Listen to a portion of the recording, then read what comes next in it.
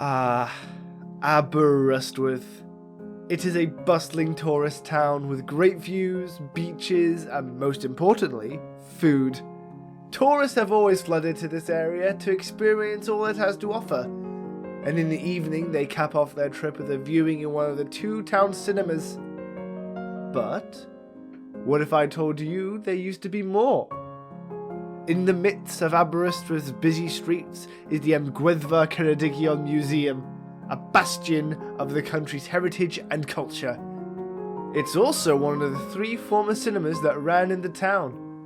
I got an interview with Peter Henley, a contributor to the museum who's been alive when the cinemas were still running. There were 3 cinemas in the town. The best one, without any doubt, was the Pier Pavilion Cinema, which was probably the only one with sloping seats, and it's quite plush, really, the seats. And it had obviously had been a music hall in its time, but they'd fitted it out beautifully. The next one was in Bath Street, which was okay, just quite an ordinary type of cinema, much smaller than the Pier, and that was called the Forum. The third one, of course, was here, which is now a museum, was called the Coliseum.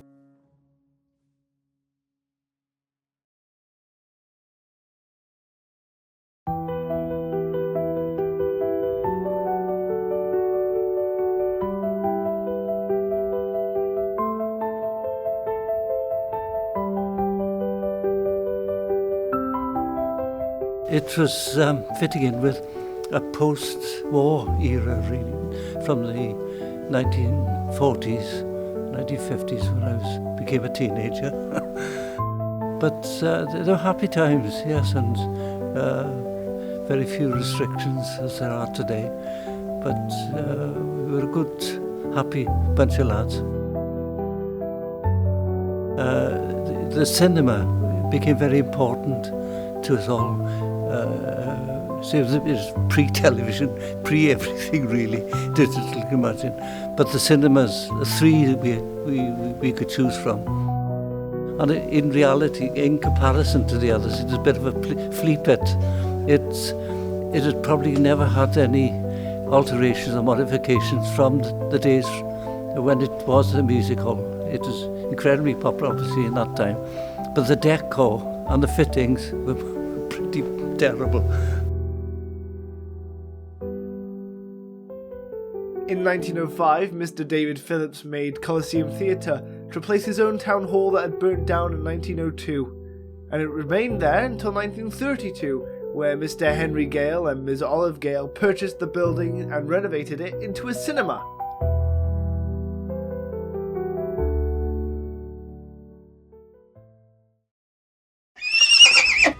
The films that we had to choose from were mostly American. And mostly black and white, of course. Thinking back now, they were total rubbish, really. Cowboy films, westerns as they call them, Hollywoods, of course, was the main source of these. Len, I've forgotten his surname. He'd be at the desk where you'd pay and get your ticket, and he was quite a character. And I remember very often the film would break down, and he'd have a button on the wall next to his little kiosk, and he'd be frantically pressing this button, trying to get the attention of the projectionist upstairs to tell him that the film had broken. Of course, everybody started stamping their feet or clapping their hands or shouting. It was all a bit raucous at times. But eventually to get the films joined back together, and the performance would carry on. But the English films were Elstree studio type of things. They were corny, but they were good fun comedies, light-hearted, and we just got used to what would turn up. The projector is a massive thing. We never actually saw it. It was tucked away just behind the central circle there, and it's the one that's downstairs in the window. Mr. Gale passed away in the early 1950s from an illness, leaving Miss Gale and her son Peter to run the cinema together until its closure in 1966. Miss Gale was described to have familial ties with Queen Victoria herself, which is why she chose to dress herself as she did while working at the Coliseum. She looked very much like Queen Victoria, and she would stand at the entrance to the central circle, and she'd look you up and down and assess where to put you, and if you ended up in a really good seat, she obviously thought a great deal more of you than imagine. They'd get sort of important people of the town coming to the cinema, and she would put them in the centre there, the sort of plush seats really. But she was quite a character really.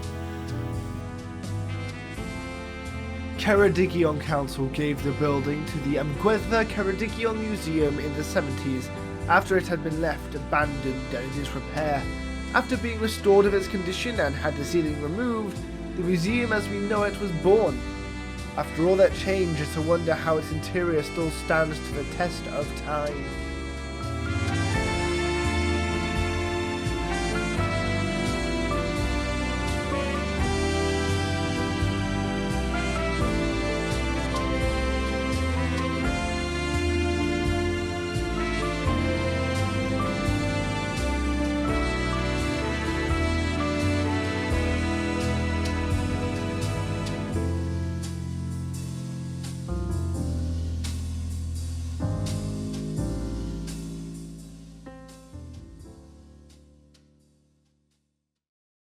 It was pretty well exactly as you see it today, except for the seating downstairs, of course.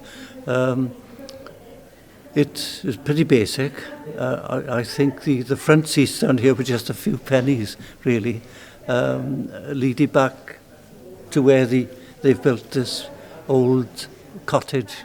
That was probably something just over a shilling, which is 5 pence these days. But upstairs, of course, it was far grander in many ways, especially the circle. The shape is perfect for sitting and watching performances. But the top balcony, well, it's just simply known as the gods, which is basic, just wooden plank seating, very basic. And they probably wouldn't open that to every performance. They'd only open it on occasion when there was a really good film on and far too many people. But the central seats here were, I think there were 2 and 6, which is today 30 pence, doesn't sound much. But 2 and 6 was half a crown in those days, which was a 5 shilling level, and that was quite a lot of money, really. Nowadays, the museum is one of Aberystwyth's staple attractions for tourists and historians alike. It sports with a small shop just below itself, along with the entrance to the Coliseum Cafe.